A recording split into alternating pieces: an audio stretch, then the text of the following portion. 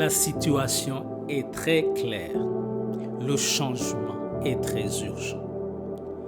Il faut que la situation de ta famille, de ton organisation, de ta communauté ou de ta nation passe urgemment d'un état A indésirable à un état B désirable.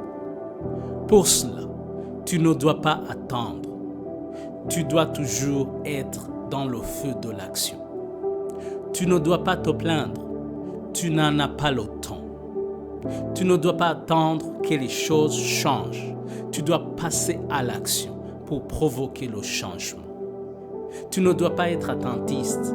Tu dois être proactif à déplacer des montagnes quasi insurmontables. Ainsi, pour être un maître de l'action, ton futur ne doit jamais se conjuguer au futur. Non et non. Il doit toujours se conjuguer au présent. Et tu dois toujours en être conscient. En fait, tu dois être toujours conscient que ta vie présente, ta vie d'aujourd'hui, est la conséquence des décisions, des actions, des comportements, des attitudes et des fréquentations du passé. Dans le même ordre, tu dois être aussi conscient que ta vie future sera la conséquence des décisions, des actions, des comportements, des attitudes et des fréquentations du présent.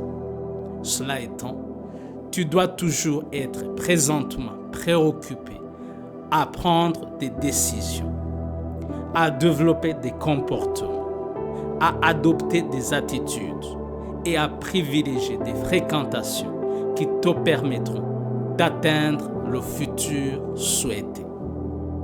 Néanmoins, la réussite dans cette entreprise dépendra du futur et du fardeau que tu as dans ton cœur. En fait, la situation indésirable de ta famille, de ton organisation, de ta communauté ou de ta nation doit être pesante dans ton cœur.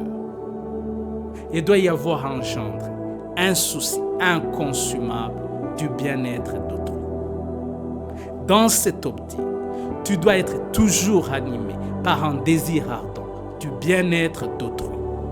En corollaire, ton désir doit te pousser à faire tout ce qui est en ton pouvoir pour améliorer le sort de ton projet, quel qu'il soit, sans distinction de race, d'ethnie, d'origine géographique, de classe sociale, d'appartenance politique, de religion ou de nationalité.